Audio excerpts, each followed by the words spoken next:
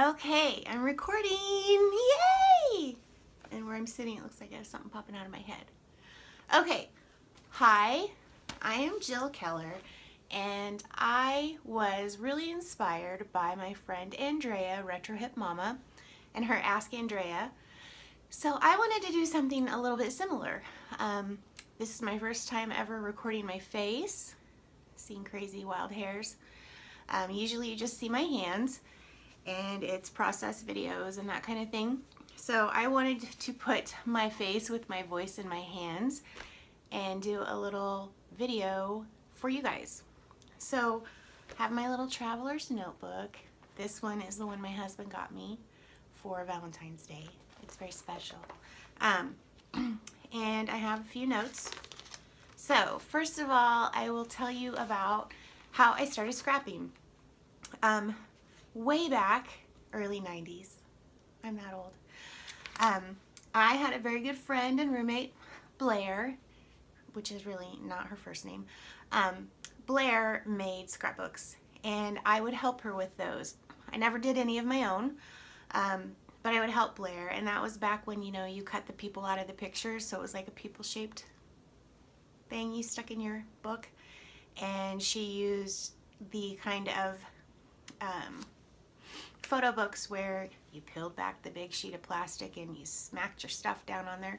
And we used construction paper and magic markers. Well, fast forward several years, and my friend Angie, who is one of my best friends, she gave me a scrapbook for my college graduation. Sorry, I keep seeing a random crazy hair. This is totally just, this is my life. Anyway, so Angie gave me a really awesome scrapbook for my college graduation. And that inspired me. I really wanted to make scrapbooks too. So 1992, 93-ish was kind of my first taste of a scrapbook. And then when I graduated college, my friend Angie really got me kind of hooked. So some years after my college graduation, then I started doing my own thing.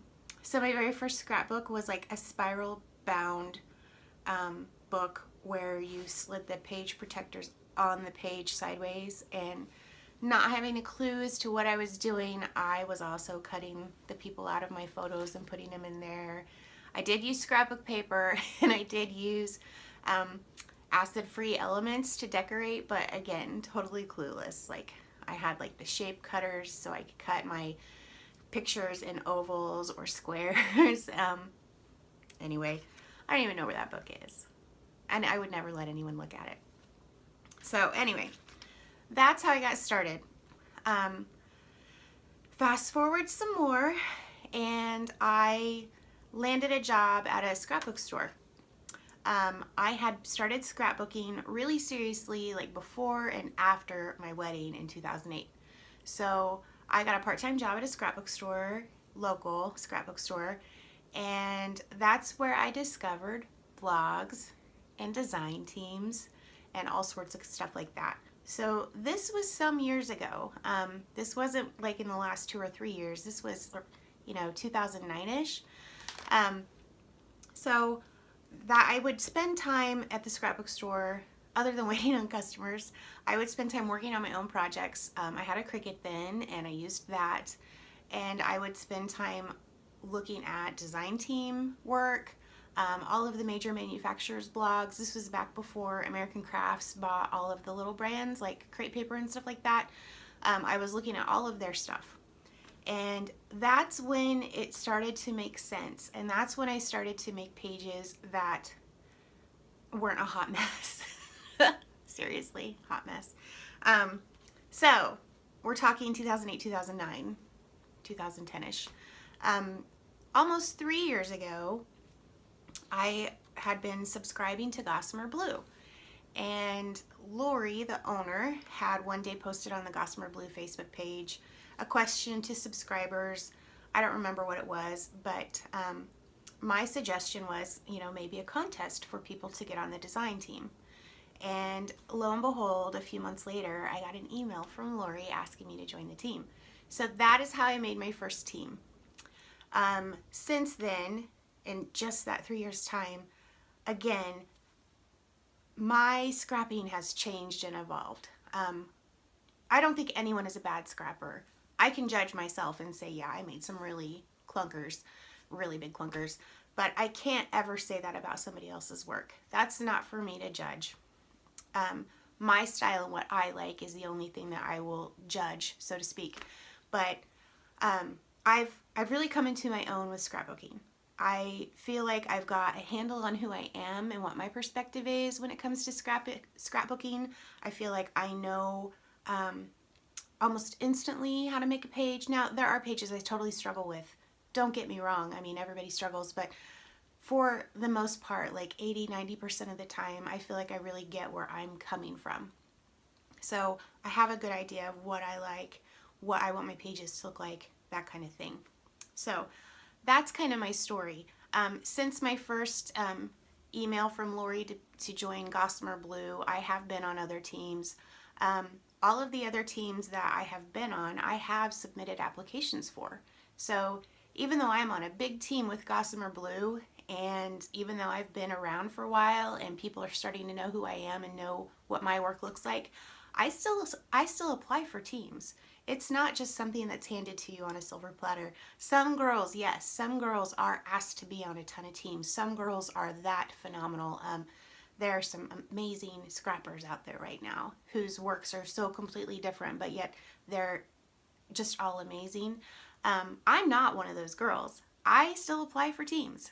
So I wanted to just kind of share who I am and what I do, and my daughter's artwork right there. And my dirty scrap room, which I'm not going to show you because it's a mess. But I just wanted to kind of get that out there and say, you know, even though you might know me or recognize my work, I'm still humping and bumping along just like everybody else trying to get spots on a design team. I am very fortunate. I'm with 4 teams right now. I think that I could handle a 5th, but I'm not for sure. I wouldn't know until the workload started. Some things have kind of changed in the last 4 or 5 months for me. I have a part-time job now, working for one of my friends. The company she works for, I work from home. I do data entry, and I really like my job. It's hit and miss. It's not anything consistent. I don't work the same hours every day or anything like that, but I do have a job. So sometimes that takes priority. The stuff I do is kind of deadline related. So I don't always have time to scrapbook as much as I did 6 months ago. But yeah, I'm on 4 teams. I am still with Gossamer Blue. That's my home. That's where I hope to remain to stay. I am with Maya Road, an embellishment company. I do work for Pretty Little Studio, which has tons and tons of awesome pattern papers and embellishments and things like that. And then my most recent team is MS Papery, which is a online store. And that's nice because it's we have some guidelines, but there's a lot of creative freedom too. And Annabelle, who's on that team, she leads the team. I know her from Gossamer Blue, and that's how I got that spot. So while I didn't have to apply so much for the MS team, I did have to have my work reviewed. She did send my links to Cindy, the owner, and Cindy had to decide whether or not I could be on the team. So again, wasn't just handed to me. Pretty Little Studio, I applied. Maya Road contacted me and they provided me some materials and asked me to apply. So yeah, I just took those opportunities and ran with them. So that's about the scrapping.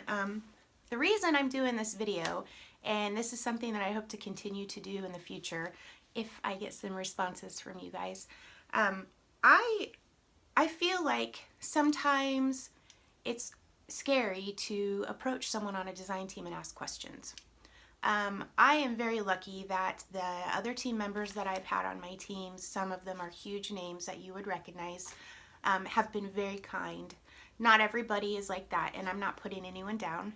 Some people just don't have the time. They are truly committed to a lot of different things. But I do have the time. So in the same thread as my friend Andrea and her Ask Andrea, I would like for you guys to submit questions to me. You can ask me anything. I am from Kansas. You might want to know, is Kansas truly a red state and that conservative? Kinda. Anything you want to know. I'm the mom of 1. She's my only. She will always be my only. Baby Factory is shut down. I'll be 43 very soon. So yeah, you can ask me what it's like to have an only. Please ask me about what I'm doing, what I'm making, how I came up with something, anything, any kind of questions. if you want tips on filming videos, whatever. I'm not like super fab. I have a really ghetto setup, I'll be honest. I mean, I've got parchment paper over my lights, and you should see how my camera is hanging off of my shelf. It's kind of funny. I am very good friends with two professional photographers, and they have helped me out on occasion as far as lighting and things like that. So I have some tools in my pocket, so to speak.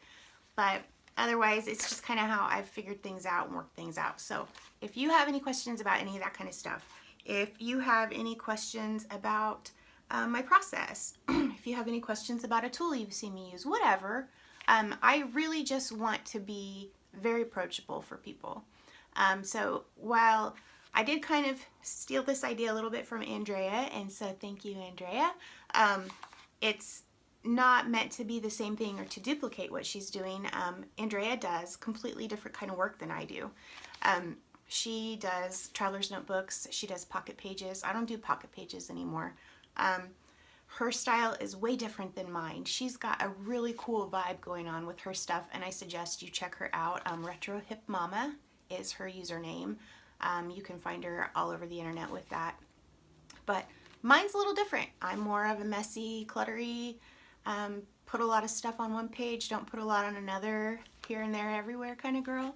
So yeah, I just wanted to be approachable, and if people had questions, know that they could ask me anything.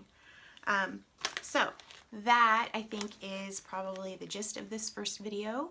I have kind of come to the realization that I don't post videos as often as I should, or as often as I would like to. I really, I learned so much from watching other people's process videos. Missy Whidden is amazing. If you have not watched Missy's videos on YouTube, you're really missing out on a bunch of free advice. She's amazing with mixed media. She's on the Shimmers design team and education team. She is just phenomenal. She is one of the biggest scrappers, and I have to say one of the kindest scrappers too. I mean, just at random I was able to ask her a question and she immediately responded. And so I want you to know that those of us on design teams are approachable. We are here to help you. I don't have a magic formula to get you on a team. I just know what I did, which was submit, submit, submit, and know that I have been rejected so many times. And it's okay. I'm okay with it.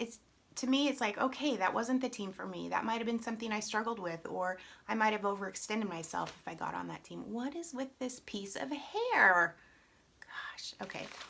Anyway, the kiddos at school, I only have a couple of hours to try to whip up a video for you guys, and so instead of doing laundry and picking up, which I should be doing and I try to avoid, I'm going to make a process video today. So hopefully I can get you guys to submit some questions.